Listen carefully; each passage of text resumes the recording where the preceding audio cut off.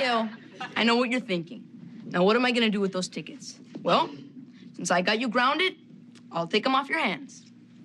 Do you think that for 1 second I'm gonna stay here and study when I'm just a paternity suit away from Jamaica? Oh, no, Buzzer. No, I'm sneaking out. I do it all the time. No house can hold me, and you are not going to tell on me. You can count on me, Kel. Oh, I know I can, because, you see, I happen to know the true identity of the masked Lover's Lane peeper. You know, the one the whole football team has a bounty on. I just look. Let's rock. Thanks, Dad.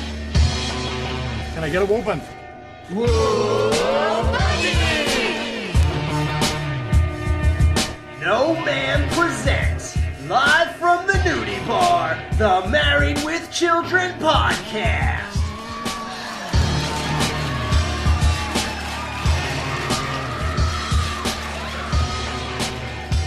And here are your hosts, Jerry, Justin, and Al.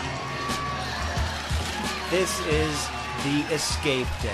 It's hump day, and it's time for the great escape in one way or another, and one of the ways you're going to do it is with the Married with Children podcast. Yep, No Ma'am is live in the Jiggly Room. This is very exciting.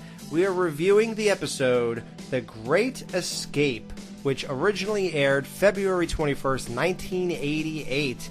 When the Bundy family spends the night in Al's shoe store, Kelly is forced to be especially creative in slipping out for the night. So I'm excited to get into this, guys. I am joined, as always, by one guy who I really didn't expect to show up today. Jerry, what's up, man? Not show up? How can I not show up? We're in the Jiggly Room. There's all these hot chicks here. How can I disappoint all these ladies? Have sex with them. And I'm also joined by the guy who has tickets to Jimmy Dick and the Nightsticks. Justin, what's up, man? Yeah, I just... You love Jimmy Dick. Are you gonna meet? I went to say it, but I couldn't say it.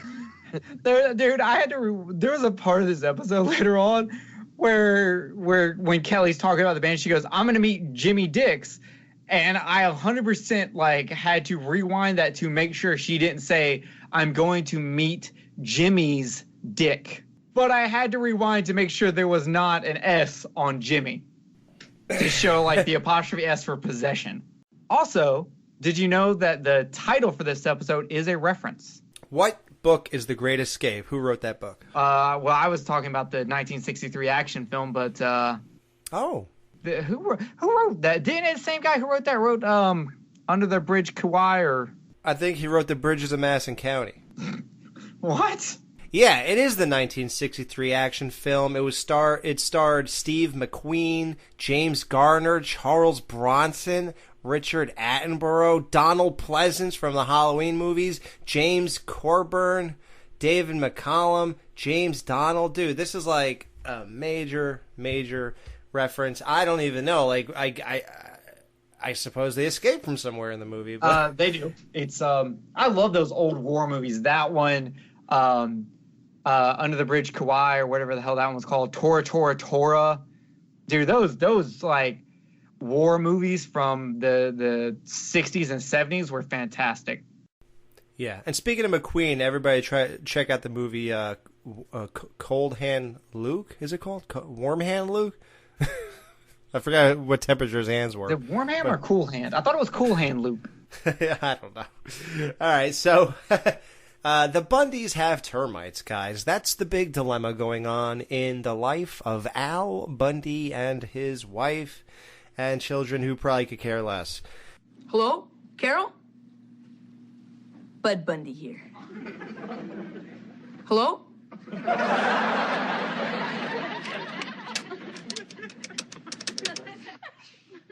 Hello, Carol? Don't hang up. I got tickets to the concert. Yes, it's Bud Bundy. Yep. What would you say to a couple of primo seats to the Jimmy Dick and the Nightsticks concert Saturday? Well, yeah, you'd have to go with me. I think it's worth it, too. Good, good. Let's say I pick you up at 8. Ciao, baby. So many women, so little time. Yeah, not me. I got one woman, too much time. One of the cool, opening jokes here is Al walking up the banister after announcing, "We have no termites," and he walks up and the banister breaks in his hand. Now, the reason that's awesome is because I remember when I was a kid, I used to be like, "Oh, wow, the original Bundy banister is broken?" And then as I got older, and I saw what they continued to do with that area of the house, one time Peg's mom comes over and they bend the crap out of that thing as if, somebody 6 feet wide came through the whole thing and it just bent sideways. And I realized at that point that apparently these things could just pop off and they could put whatever they want there and everything's fine. But it's a great opening joke. So what's going on in the kid's life that they actually care about is that Kelly Bundy, like we said, her and Bud have this thing together.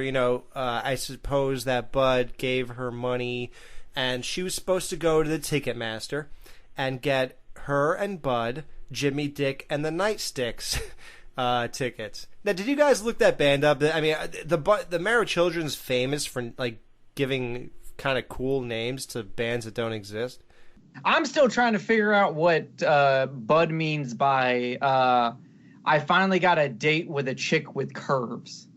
Because he's getting older. Now the girls are getting curves. Oh, so before he only had dates with flat-chested girls. Mm-hmm. Oh, okay.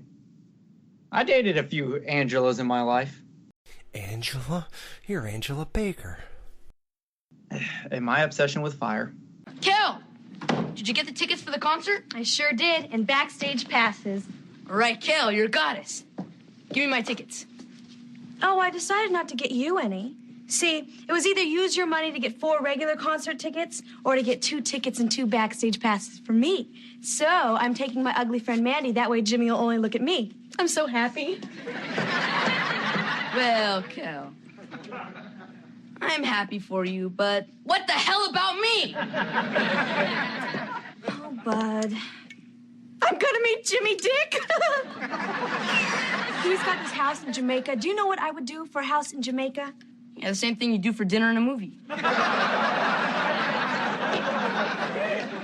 I suppose, okay, obviously, they were supposed to get 4 tickets, so she just got 2 and 2 backstage passes, which, by the way, we all know. I mean, have you guys been to a lot of concerts? You ain't getting a backstage pass for the same price as you would have got for 4 crappy tickets. Yeah, no, I didn't really believe that at all. But dude, how jacked up is that? She just does it and it's like, whatever, you paid me, but what are you gonna do about it? Not only that, let's talk about Bud having the only way he can get a date is by I've got tickets to the concert. Yes, you have to go with me. Have y'all ever had to do that to get a girl to go on a date with you? You had to offer her something going to a concert or something? No. Well, Justin's, I really admire you because you're still living the dream, man. God, you get to be with a new chick next week if you want. God, what is that like? You get to be in the dating scene. A lot of people call the dating scene a nightmare, but you get to be in it. And I remember some good points to it. And now, I got the ball and chain. I'm like the real life Al Bundy at this point. And Jerry's sort of like Steve, oddly enough. He's going to be the newlywed out of the 3 of us. There's some things that I really kind of forget about sometimes, but all right, you know how you're walking through Walmart or something and you see a hot chick and then you're like, damn, wonder what that would be like. I wonder that and then actually can take it seriously.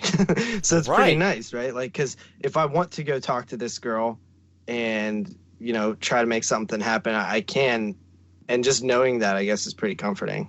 I enjoy this. to be fair, Alex and I can do the same things, but our aftermath will be stab wounds and possibly turned into burritos. I knew a girl. I knew this girl named Morgan. She was telling me what she would do if like her boyfriend ever would cheat on her or something like that. She's like telling me about like slicing open the mattress and putting like meat in it and stuff and like all this crazy shit. And I was like, this girl is nuts, dude. Wow. Yeah. What do they say? There's hell knows no fury like a woman scorned. Yeah, hell hath no fury like a woman scorned. Yeah, dude. So, and me and Jerry are both dating Spanish girls, and they will kill you. Like he said, they'll do that butterfly knife thing. Yeah. Now, this termite thing, I don't want you guys to look down on the Bundys for this. I really don't, because...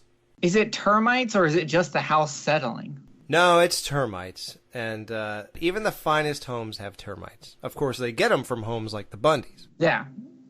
And it's because they don't wipe their feet when they come in the house. Like, when I saw this episode, like, I own a house, so I was just thinking to myself, like, wow. It's weird. When you have a house, the thing that's different than an apartment, which I've had for 11 years or whatever before I bought a house, and I just got this house less than 2 years ago. You could, like, whatever happens, you don't really care. But when you have this house, it's all your responsibility. If the washer breaks, the dryer breaks, the hot water heater goes, the furnace breaks, the plumbing, a pipe burst, it's all a friggin' nightmare. And there just goes thousands and thousands of dollars out of your pocket. And I was just thinking to myself, like, wow, how do I avoid getting I don't even know how you get termites. I don't even know. But could you imagine dealing with this? Because if you have floors, it's extra. If your house is shaped like a house, that's extra. Don't forget the windows. Oh boy. Yeah, and I do have a garage that's attached to my house, so I get 10% off for that. But yeah, but that's another room. So that's extra. That's extra, right? Yeah. So it's just not boding well. I just hope I don't get termites, guys. Now, Bud is on fire this episode. He is dropping bombs. Kelly, the best way to get back at somebody who's supposed to buy 2 tickets for you and your chick, and instead she gets backstage passes, the best way to pay her back is to let her parents know that today is report card day. How'd she do? F, F, F, D. What happened, Kel? You attend one. Kelly, this is the worst one yet. Now, we're going to have to think of a punishment for this. Hey, I'm sure you'll think of something. Oh, by the way, have a good time at that concert Saturday, Kel. Concert? You think that you're going to a concert this weekend? No way. You're grounded. Grounded? Now, Kelly, you have got to learn responsibility. Honey, would you like to see some of your father's old report cards? He didn't think studying was important either. Now look at him. How was you guys' grades? Did you guys like hide your not want to show your report cards and stuff? Oh yeah, dude. No, I got actually really good grades. My biggest problem was I just would not do homework. But no, I actually got really good grades. Homework's the biggest bullshit in the world, by the way. I hate homework. Why do we do it? It's like I spend half of my day in this building with you guys. I don't even want to be here. We're all forced to learn or whatever. That's fine. But why do I got to continue this now? When I go home, I have something I got to waste more time on. Can't you teach me this in the 8 hours you have with me? They can, because I know for a fact how much time is wasted in school. Because I used to get in-school suspension a lot. I don't know if you guys know what that is, but essentially you would go into a room and then you would just be there all day and your teachers would bring you your work. Well, the very fact that I could finish all of that work in about 2 hours leads me to believe that something fishy is going on here. For 6 classes, 8 classes, I could finish it all in 2 to 4 hours. There's something up with that. There's a lot of wasted time. I only had in-school suspension once. But it was great because I got a teacher fired. Really? I think we have to divert from the show just to find out how you did this. Go ahead. So I didn't want to go to school that day, but my mom was just like, "Oh, you just didn't want to go." But I was having stomach pains, but I have IBS, so they were just like, it's IBS, just go to school. And I get to school, and I'm just in pain all day, and I'm like, please let me go to the nurse. And they're like, no, you're just trying to get out of your insulin suspension. Just go to the bathroom and come back. And I'm like, it's not that. I am, like, crying. Like, come on. They're like, no, you're in drama. You're just acting. And I'm like, so I had to stay there. By the end of the day, one of my friends who had to carry me onto the bus, carry me, he lived in the same apartment complex I did, carry me to my apartment, lay me on the couch, and then leave. And then when my mom got home, she was like, what the hell is wrong with you? And I'm like, I feel like I'm being stabbed. She's like, who spackled the walls? I didn't ask for this. No. So she takes me to the hospital, and my appendix is about to rupture. I get rushed into surgery because it's about to rupture, and if it ruptures, I'm going to die. Wow. And so she calls the school and is like, guys, he's saying he was crying and y'all just called him a liar? And so, like, the in-school suspension teacher got fired for calling me a liar and telling me... Man, I almost wish I didn't ask. Instead of letting me go into the nurse's office. That's crazy. And I almost died from appendicitis. Forget about IBS. It's TMI. All right, so... Oh, my God. So, yeah, Bud is just dropping bombs left and right. He exposes Kelly. He tells them that he found a report card taped under her bed. Must have fallen off her purse and somehow got taped to the bed. Yeah. Now, I actually, growing up, I used to hide my report cards from my dad. My mom, for some reason... she was the protector of the two parents. Like, I don't even remember her punishing me at all.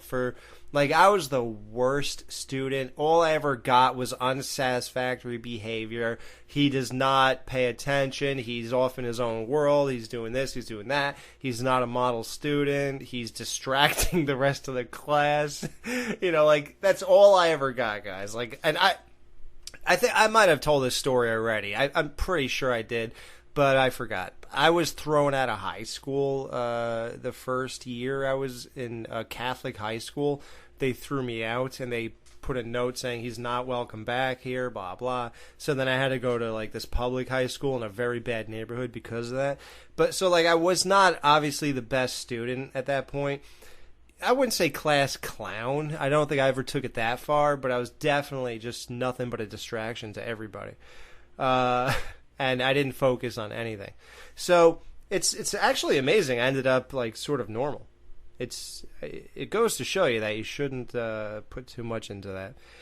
But I actually did hide my report card from my dad. I remember the one vivid memory I have is my dad going, aren't you supposed to get a report card? I mean, I feel like it's been 5 months. Aren't you supposed to get one every, whatever it was? I forgot, 3 months or whatever a school year is divided by 4, I guess, right?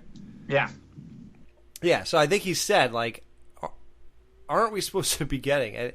And me and my mom were just like, no, I don't think so. Why? What do you mean?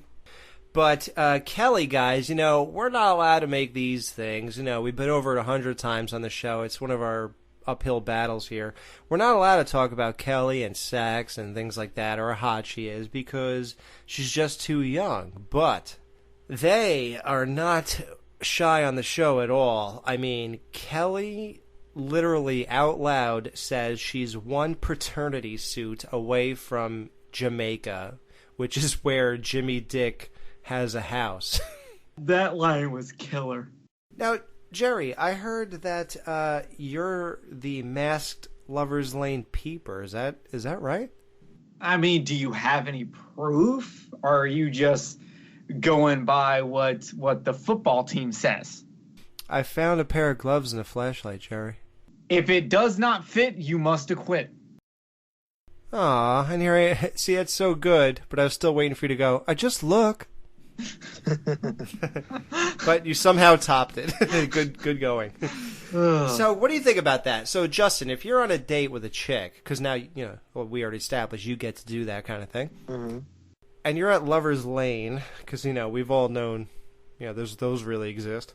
Yeah, I know, right? I always wanted them to exist. I don't like There is actually one around here in Nashville. There is a like lovers lookout place that people actually do go and park their cars and like make out. Well, me and Justin, we'd go out there, and we're not going to be making out. Clearly, we established that in the last show. Like our chicks would be like, "Honey, let's make out." We're like, "Just blow me." You know what? I wanted to make, like last episode, I really wanted to make a joke about where they could make out with me.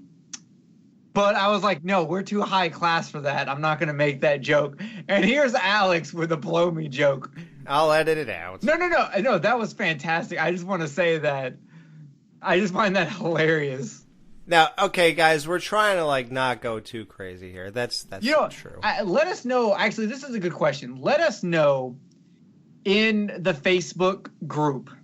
Do we go too far, or are we pretty good at walking the line of offensive when it comes to these jokes? So, Mr. Bundy, we tent this baby up, and in just a couple of days, adios termites. Oh, yeah? Well, how much will it cost to tent this baby up? Just a second. That comes to $1,750. Listen, we'll think about it. We'll let you know. Okay, but be quick. Our price goes up next week. I'm getting my license. Did Al and Peggy go to the same high school, or did they go to separate high schools? I always thought they went to Polk. See, I was just curious because, like, sometimes it seems like they did, and sometimes it seems like they didn't because, like, Peggy apparently was, like, sleeping around with a lot of people in high school. But sleeping around a lot of people. The football team retired her jersey. Wow. Oh. What were you just saying about us staying? Actually, I almost feel like that might be a joke that they would actually use in Married with Children. Wow, look at you being perceptive, buddy. Yes, it is. Oh, that is a joke they use? Oh, yeah. No, but like sometimes I feel like they did go to the same high school, and then other times I feel like they absolutely didn't because they apparently obviously got married very young, like almost it seems like right out of high school when they were going to Johnny B. Good's to eat chugga spuds, where you can see his grease spot on the wall. But she was also making out with dudes behind the aquarium multiple times, but Al doesn't recognize that guy. I mean, Peggy didn't recognize him either. Whoa. Justin? Yeah? We're gonna quiz you, buddy. Okay. All right.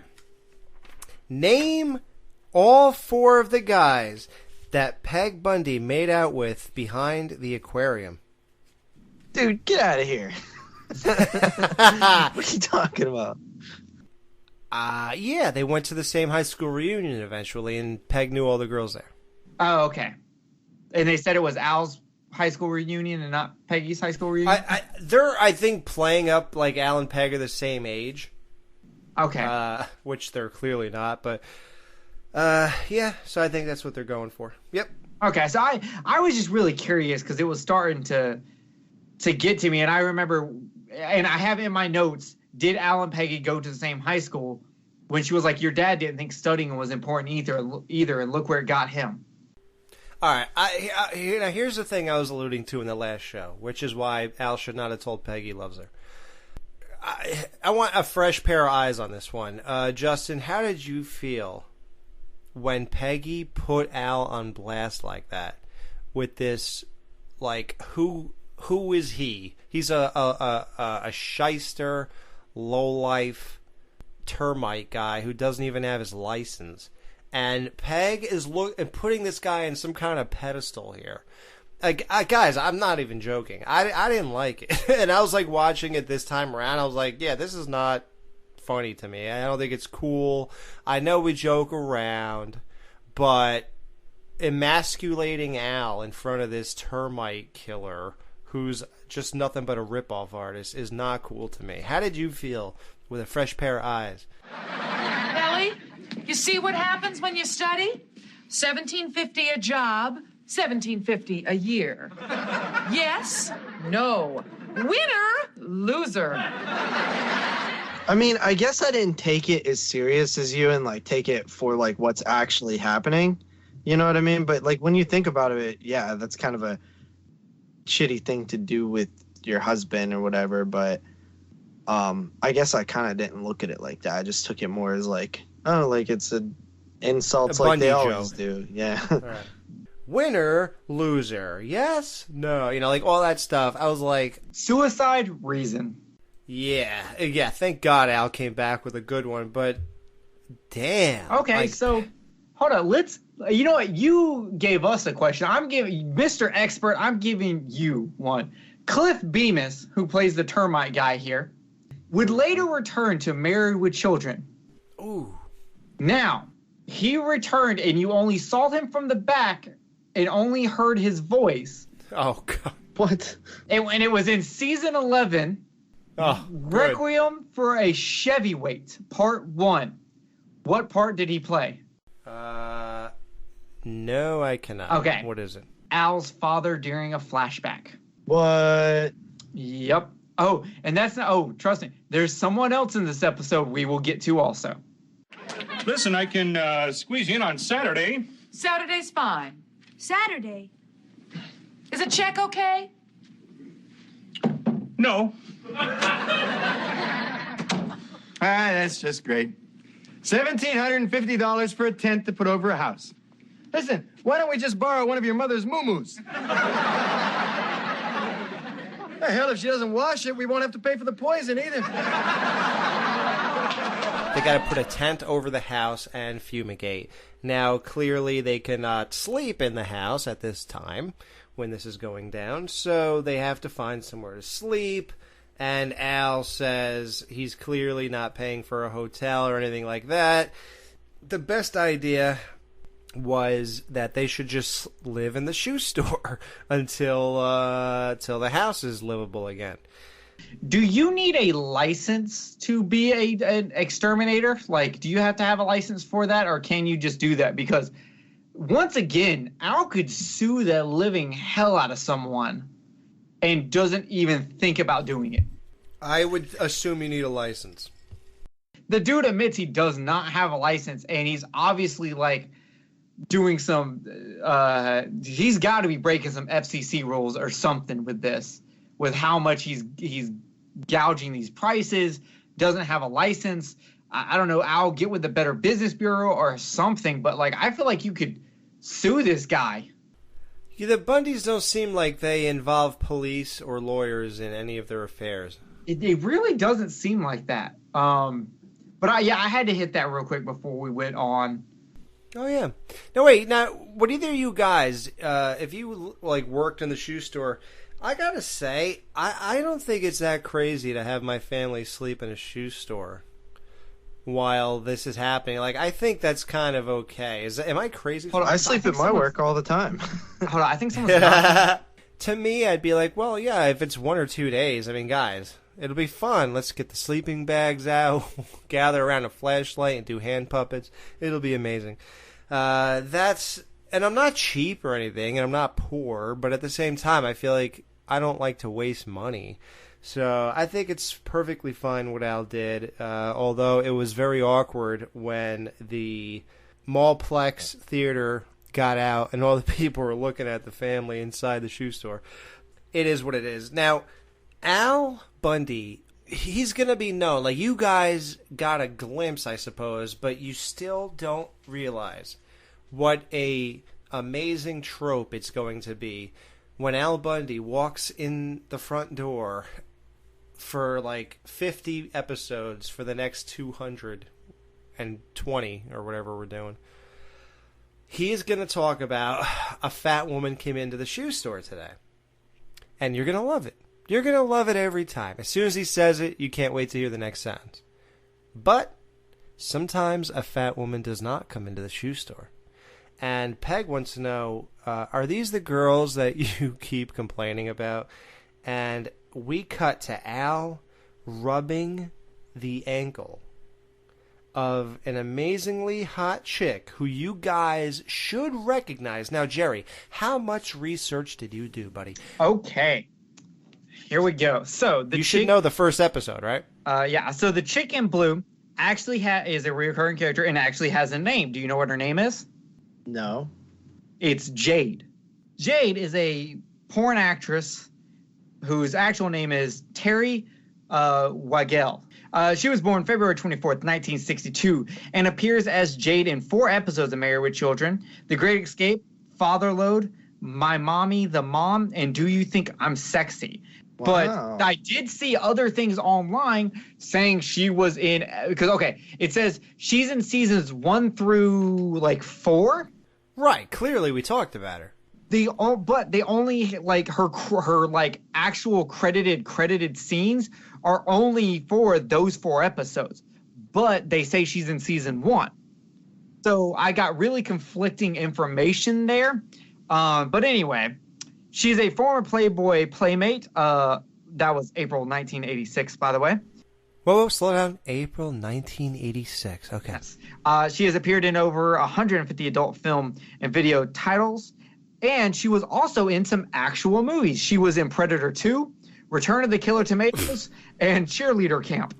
I, growing up, was mesmerized by this girl. So was Bud. Yeah, Bud. Oh, God. When he says, can we show you some of her bras? And then she's totally like, ugh. And then she leans over to do something. Like, his face was all of our faces from age. Whatever he is. Till now. Till now, right? And when I'm 45, it'll be my face. Oh, sir, it's been 10 minutes. Don't you think you should get me a shoe? But that's an all too common mistake in the shoe business. You see, us real pros understand the need of holding a foot and getting a good look at the leg so we know what we're dealing with. I hope you're not too uncomfortable. Well, actually, it turns me on. We're closed.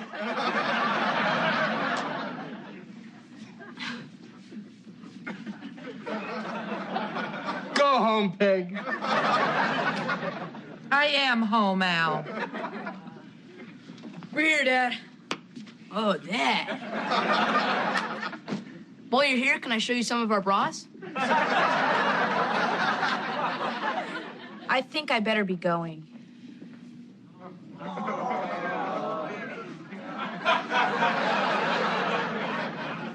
Well, could you show me some of yours?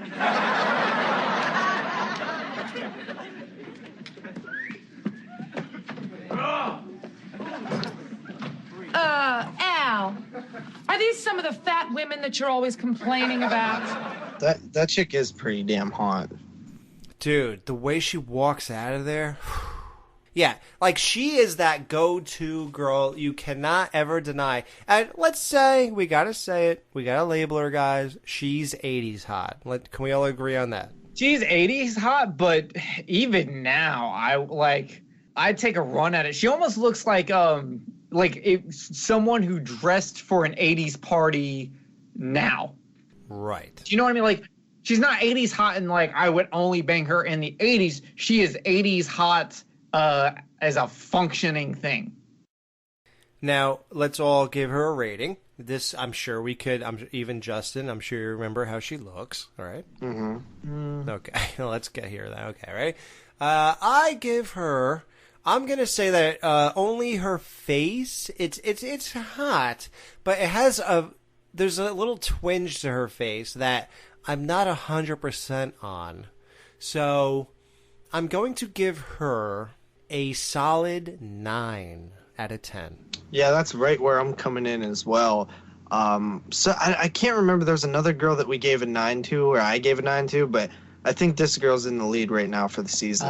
Nope, there's a 10 out of 10 in this episode. Uh-oh, one of the 3 girls. One of the 3 girls is a 10 out of 10. I gave Jade, I was between an 8.5, and then she bent over, and then I was at a 9.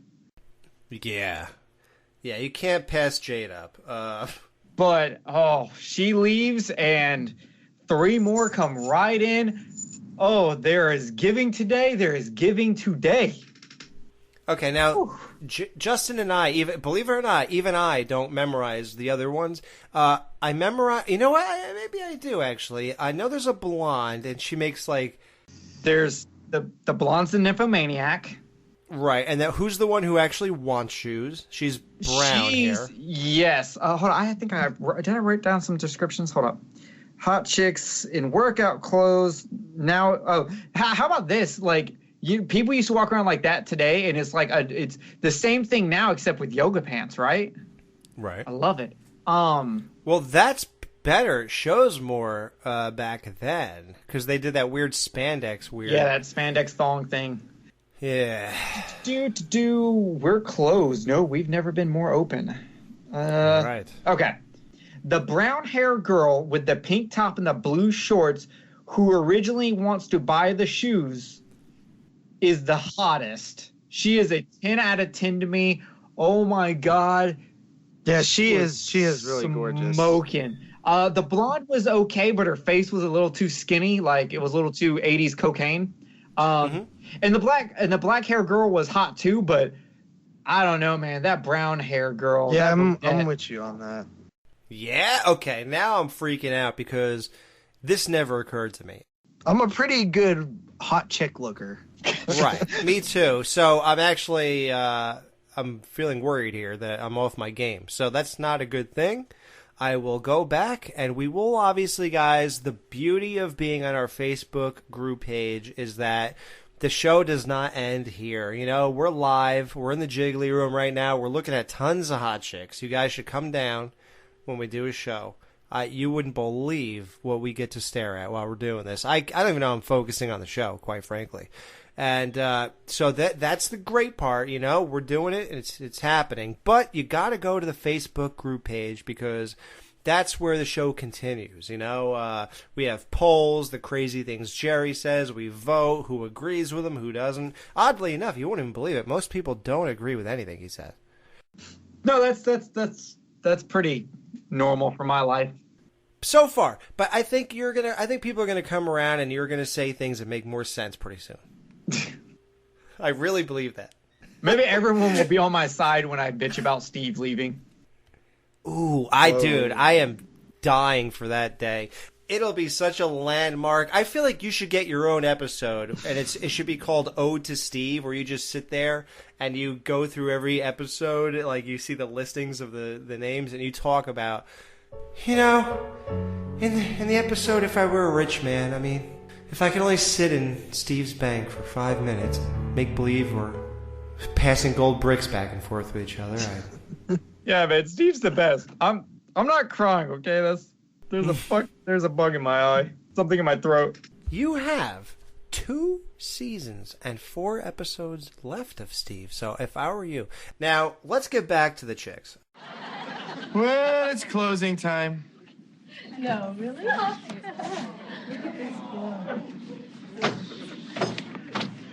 Go home, Peg. We're closed. I know. We've never been more open. How can I disappoint the poor ladies, Peg? Have sex with them.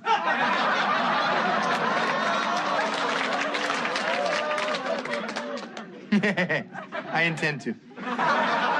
You think Peggy would have figured out he was bad at sex a long time ago? Or he used to be good at sex and now he just doesn't care or doesn't try?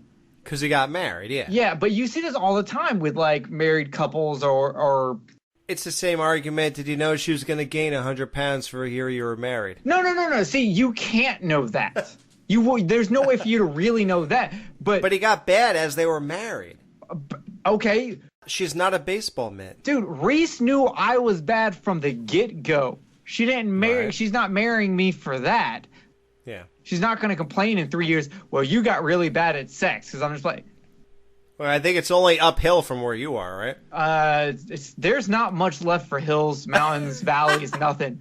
I'm the peak of disappointment. Right. Yeah, but she knows that. She's already in, okay? 16 years of marriage, and Kelly's 16. They're married. It's a shotgun wedding, isn't it? It actually was. It actually was a shotgun wedding. It's funny you say that. I never put that together until right now. That they're married because she got pregnant. Oh, yeah. Do you have time? For you? Of course. What can I do for you? I was looking for an evening shoe. Well, all right. Let me measure your chest. I mean your foot. Sometimes when I'm in a party, I don't know. I can't help myself. I think they call it nymphomania. Every man I see, I just can't keep my clothes on. But here's the real question. You're waiting on these girls and you want to measure their chest. I mean, their foot. One of the three girls just randomly breaks out in this. It's just like that scene in Can't Hardly Wait where the chick's like boyfriend just dumped her and she's crying. She's like, I'm going to sleep with the next person I see. And Seth Green's character just like falls over and is like, hey, what's up? Yeah. It's like, why did she randomly break out? That blonde spoke as if she was in the middle of a conversation. Like, we were just talking about this and we walked in and I got to finish my story here. Maybe they were talking about it. We don't really know if they were what they were talking about beforehand. I could see that happening. It's surprising you waited until you actually sat down to restart that conversation. But you are blonde, so maybe I can forgive it. Now, Justin, if you were waiting on a girl and you couldn't measure her chest, her foot, or because you couldn't focus, and this blonde said that, would you just turn right around with your foot measurer to her? I mean, nope. Realistically, no. But I mean, that I would be like, holy shit. Dude, no. Do you see how hot that brunette is? I gotta watch it. Dude, I am telling you, she is the hottest chick to be on this show so far, period. So far? Oh my God. You're saying a big statement here. I can't remember if she's that hot, but I do think she's the hottest of the three for sure. Dude, she is 10 out of 10. She's the dude, her breasts are getting pushed down a little bit because she's wearing like an exercise top, but you can tell she's packing. And then when she walks away, that ass, son. Oh, yes. I want all the real men of this show who listen to this show. Listen, the three of us are officially No Ma'am. I don't know if you guys realize that. But you all could be honorary members of No Ma'am. But you have to be real men. And the way you do it is to go back, watch this episode, and we want to hear your feedback. Is this girl really a 10 out of 10? Now I'm curious, and I'm not even shooting it down. I'm actually dying to now look at this. So, like, what did I not realize? Excuse me, sir. Since I'm the one buying the shoes, don't you think you should be measuring my foot? And I'm sorry, she's the nymphomaniac. I would just be like, you wouldn't happen to be a nymphomaniac, would you? Because that girl says, you're supposed to be measuring my foot. He's like, well, you're not the nymphomaniac. But, so that's a big question. Do you go for the nymphomaniac or do you go for the hotter girl? What's the real question here? The real answer? I guess it's got to depend on the challenge and how desperate you are. I go for the hotter girl, man. Yeah, I'm going hotter. Oh, look at you guys. Look at my fiance. Hey, I always go man. hotter. We aim up. Okay, listen, you know why? I'll break it down, make it very simple for people. You know why you go for the hotter girl? Because if she eventually rejects you, you could still turn around and the nympho is still there and she's still a nympho. There you go, homie. There you go. Funny story. One time I was in a situation where I had the nympho, well, the sluttier one and the hot one. Originally I was going for the hot one, but the slutty one kind of crept in and started hitting me up. And then I ended up making the bad decision to go after her, and then the hotter one found out, and I never got the hotter one. Ooh. Talk about regret, because that chick... You just didn't talk your way out of it good enough. That's what happened. You could have said, listen, she threw herself on me. And They were best... I was drunk. They were like best friends. So? Girls don't trust girls, dude. You ever realize that? Girls do not trust other girls. No, I should have tried harder. You're 100% right. Yeah, it's too late. It's too late. You can't go back. You can go back. Just go back and fix it now. Okay, Marty McFly. Great. No, yeah, let's go ahead and get me off the show now from stab wounds. Y'all can get a Jefferson early. Now, yeah, can we replace... never mind. We'll talk about replacing you in season 5. But I'm going to do what all of your customers do. Go to Morty's for shoes, where they have much cuter salesmen. And younger, too. This guy is pretty old. Maybe we should go to Morty's. I hope there is a really cute guy there. Old or not, in another second, I would have been all over this one. Ta-ta! Why, Peg, why? Because I thought I saw you starting to look happy. I was just pretending. You of all people know I'm not happy. See, it's part of my job to make the customers feel special. It's what I do, and I'm proud of it. I'm a pro. I care. I need shoes. Yeah, the blacksmith's right around the corner.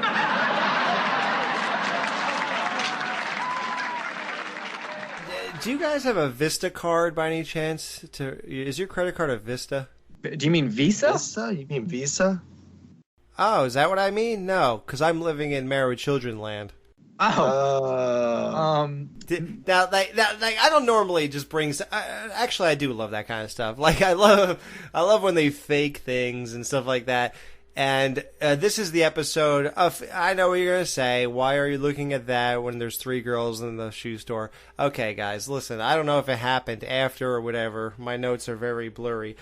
On Al's counter, there is like a fake MasterCard logo and then a Vista, which I find funny because it's obviously they're trying to say Visa, but they're not allowed to do that. But they can say Barbie. They can say Barb. Well, that's my point, really. Why could you do certain things, but you can't do other things? Like, I don't understand. Like, how come every beer has to be a fake beer? But Barbie could be real, but Vista has to be fake. You know, I don't know. Hey, I got a question for you, Alex.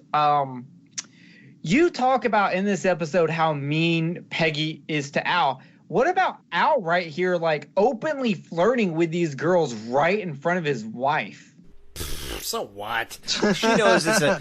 I like how he says that shit like he would do that in front of his wife. Oh, yeah. Dude, she would get it, man. She would say, listen, obviously it's a once-in-a-lifetime opportunity. Of course he's going to do this. She'll roll her eyes and know that I'm not going to do anything. Just like I said. Wait, it's a once-in-a-lifetime opportunity to see 3 girls? No, your Spanish wife is not going to just let this happen as a once-in-a-lifetime thing or even knowing that you're going to fail.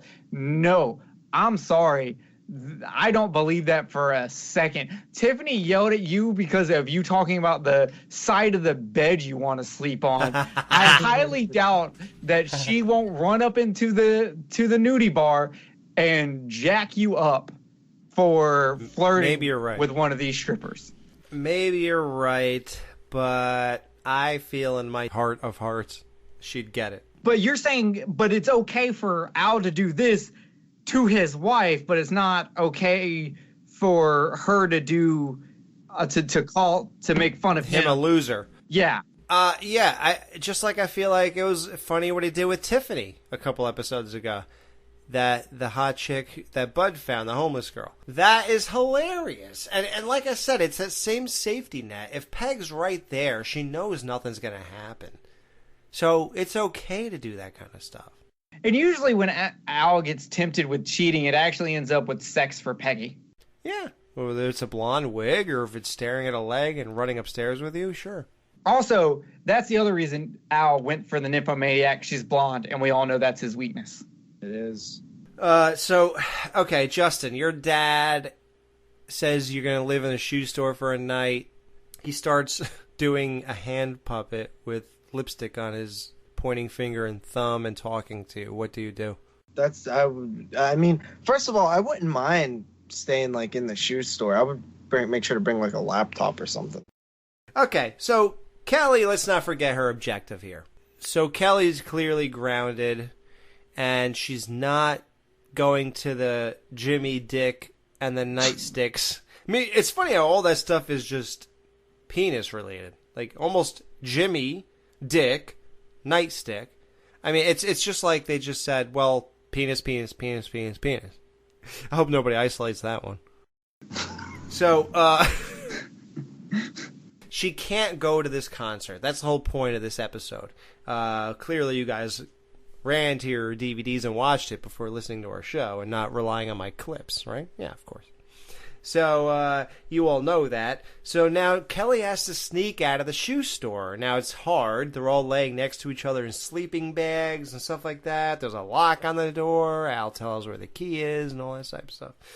Kelly has to sneak out. So she basically, at 6 p.m., they all seem tired or something, and Kelly says she's going to study. And Bud's like, well, you might need these books for that. So Kelly's studying nothing. Al wakes up. The first one, he's bored. How many people are bored while they're sleeping? Can anybody answer that one for me? Well, when I'm trying, sometimes when I'm trying to go to sleep, when I'm I trying can't go to to sleep, yeah. But I put on music. Oh, I listen, dude, I'm never bored for a second. When I lay in bed almost every night, I listen to podcasts, and I'm into, like, a lot of stuff, so I just put in whatever my favorite stuff is at the moment, because I go through phases of all my favorite stuff. So I'll just put in whatever it is, and I'll listen to it, and I'll go to sleep. I'm never bored while I'm sleeping, so. But yeah, he wakes up first because he's bored, and he's like, well, talk to me, Kelly, what's up? But she's trying to get him to go away, so she brings up her period. Her menstrual problems. Yeah. Hey, Peg, I'm bored. Want to do it?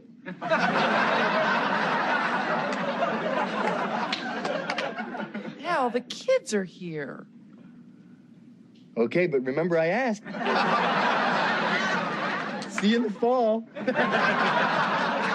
So wait, Al point to right? Al. That's a point. I was Two in a gonna row. say, is this? How do we do this? Yeah, he avoided sex for a long time. He avoided sex by initiating sex and her turning him down. But what it was all part of his plan. He knew that she would say no, but at least he asked. Do you think? I don't know. Yep. I didn't get that. Absolutely. Like, at least I It's- asked, and then he's like, see you next fall, because apparently they probably have some kind of agreement where, like, they have to do it. Unless she turns it down, then it becomes, void, and it's like, well, I don't have to. Yeah, for 3 months you don't got to do anything. Yeah. Sorry, Jerry. Al gets a point, and it is 3 months off. Now, I'm not going to give him a point for every week he has off or anything, but Yeah. for the episode, At least 1 point there. Well, 1 point. now Peg wakes up to steal money from his wallet. Bud wakes up to steal money from his wallet. Yep. And then Kelly also steals money from his wallet. Yep. How much for someone being broke? He sure has a lot of money in his We wallet. discussed that a lot, where it's like, Yeah. it's like clearly he either has to be murdering commission, which makes no sense considering we see him at work and how good he is, All right. He's not very good. or it's like very convenient writing because, dude, minimum wage, there's no way he can afford as much stuff as they afford. Like, if we added up all the amount of money they spent, and the fact is that this is supposedly all in 1 year for the most part, like, it's literally like his whole 500 paychecks. Oh, yeah. Kelly is on her way out. Al wakes up one more time to hit the toilet. He's in a state of delirium, and he just, like, barely opens his eyes and squints, looks at Kelly standing there because she decides, well, the only way to trick my dad is to act like a mannequin. So she holds shoes up as if she's selling them, like she's a mannequin displaying shoes. And Al says, damn mannequins, they look like hookers. So Kelly's dressed like a hooker. And to be fair, it's not the first time that Al's seen a hooker in that area. Right. This is not Al's first rodeo. Now, Kelly eventually escapes from the shoe store. Bud is, in a way, sworn to secrecy. I'm not really sure.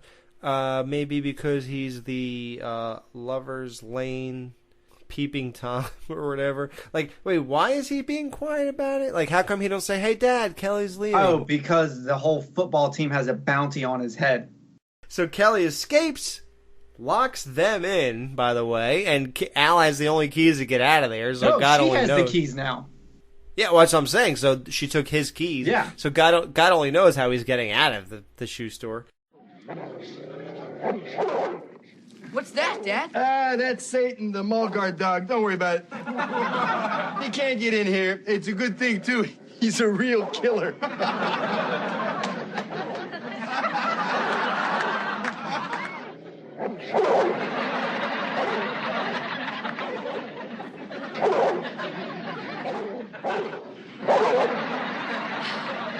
Better than any concert I've ever seen. It turns out that there's a mall guard dog named Satan. Kelly's being chased up and down the courtyard by this, who looks like what kind of dog does this seem like? It looked like a Rottweiler to me. Yeah, I was gonna say a Rottweiler. It's too big to be like. Dobermans are way skinnier. Rottweilers are more beefy. They look like a Rottweiler. Yeah, a Rottweiler's chasing her through the courtyard. Bam, end of the episode. Bud is happy. It's better than any concert he ever went to. No Ma'am will be right back to wrap up this week's review. Be sure to join their Facebook group page for all the podcast news and updates. Just type in www.facebook.com/groups/marriedwithchildrenpodcast. Be sure to subscribe to them on iTunes and please leave a review telling them what you think of the show. To subscribe to their YouTube channel, just go to channels and search up Married with Children Podcast. You can email them at marriedwchildrenpodcast@gmail.com. Thanks for checking out this review. Now the guys are going to give their final thoughts and ratings of this week's episode. So that was The Great Escape. So how many report cards are we taping under our bed out of 5 for The Great Escape, Justin? I didn't say a ton about this episode, but I actually really do like it. I think that the banter between Bud and Kelly this episode is awesome. I think that one of the funniest moments of the episode is where Al rolls over and asks Peg if she wants to do it, and then, he pulls that whole scheme. Classic Al. I actually like that they're hanging out in the shoe store. That's pretty cool to me. It kind of reminded me of different moments in my childhood where I slept in weird places or stayed over weird places or something like that. But yeah, I'll probably say that gonna go ahead and give this one 4 report cards taped under the bed with 3 F's and a D. You attend one, Justin. Yeah, absolutely. Jerry, how do you rate this out of how many report cards taped under the bed are you giving this out of 5? Super solid episode. I feel like there wasn't really any downtime. Everything was moving forward. Everything was leading to where it should lead. And really the only thing the episode was missing was Steve. Was he in this one? No, him and Marcy weren't in this episode. Wow. They didn't even because when the episode started, they didn't even make a joke about staying at Steve and Marcy's house. It wasn't even an option. Wow, that's a major plot point that they never even mentioned that. This could have been a totally different episode. It could have been, obviously Kelly would never ending, but wow, that's weird. Okay, go ahead. Yeah. Sorry. So I'm with JP. It's a 4 out of 5. It's super solid. Anytime I don't think there's anything here that's I got to watch a couple episodes from season 2. Let me pull this episode. But I think if I am going back and just watching episodes, I wouldn't skip over this one at all. This would be definitely one I would rewatch. Oh, yeah. 4 out of 5 report cards underneath the bed, taped up. Taped, yeah. I think we're all here completely aligned. It's exactly what you said. If you're doing season 2, you never skip over it, but do you think, I definitely got to watch it? Maybe not, but I definitely would never. If I'm sitting there blasting through these, I'm playing The Great Escape. This has always been a little favorite of mine. It's always been very, I never passed it up. It's 4 out of 5. I love the whole fake band names, Jimmy Dick and the Nightsticks. It just adds a whole universe to the show itself. the report card thing. Bud dropping bombs is awesome. He was just killing it this episode. He's really coming into his own and playing. I gave Bud a lot of crap about being that typical younger brother role, but when you deliver like this episode, it's actually totally paying off here. Whoever made him the annoying brother in the season 1, definitely honed in on what he should be doing, and this is exactly it. I'm just way into it. And how can you top Jade in the shoe store leaning over and Al rubbing her ankle and being way into it, and it's just hilarious. And then the 3 girls coming in, it's like a dream come true, and of course Peg's there to ruin it. It's just Al Bundy's life in a nutshell. 4 out of 5, solid as they come. This is not anything below standards. So, and before we get out of here, I want to shout out 2 Facebook pages. If you love Married with Children and you're in our Facebook group, you probably know about these pages. But if you don't, Married with Children Unofficial is a great page for pictures, behind the scenes, all kind of action. You got to check out Married with Children Unofficial. It's facebook.com/MWC Bundy. That's the Married with Children Unofficial. And the other one is Reliving Married with Children, which is, that's what we're doing. We're reliving Married with Children. So that's another page you really got to check out. They're always posting video clips and pictures and comments. It's fantastic. And you can find them at facebook.com/ReliveNWC. So those are 2 Facebook pages you really, really got to check out. Both the people that run each page are in our Married with Children podcast Facebook group. So if you like their page, you can talk to them in our Facebook group. Yeah, and they're way into this show, and that's a big thing for us, guys. We don't really say it all that often, but of course, we're doing a Married with Children podcast. We're the only one in the world ever in history. So when people who are way into the show listen to us, of course we want the hardcore audience to dig our show, So it turns out we haven't gotten a negative response yet from anybody way into Married with Children. So we are so thankful that we actually are clicking with the people way into the show, and we're relating, and that's the best gift, because we're not getting rich off of this. So yet, yeah, one day, I swear. We have a master plan. Yeah, we're gonna take over the damn world, or at least the sitcom world. Yeah. Hey guys, we would like to hire you for the Facts of Life show. Are you willing? We'll be like, no. They'll be like, all right, well, we'll pay you double for the Roseanne show, and then we'll pay you triple for the Facts of Life show. And we'll be like, okay, maybe we'll think about it. Can you imagine if Mills Creek hires us? They're saying, listen, we're doing do you guys like Knight Rider? Not really. Why? Can you pretend to like Knight Rider? Sure. Listen, you like Baywatch, don't you? Come on. It's okay.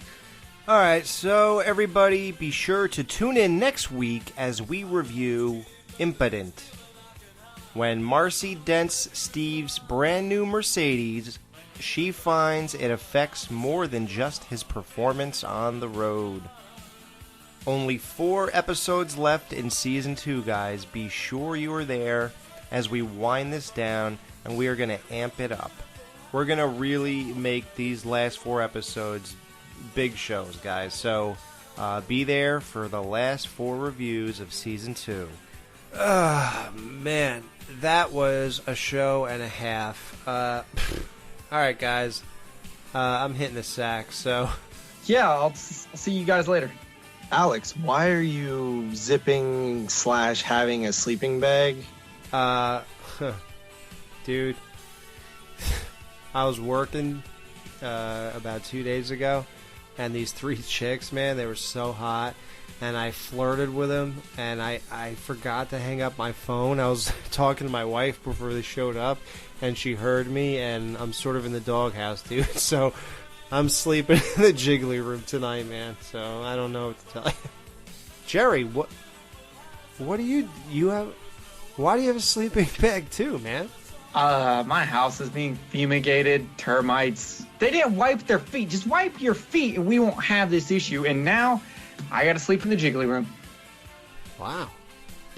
Wait, Justin. What? Yeah. What is he doing? Why does he have a bed? I sleep here every night.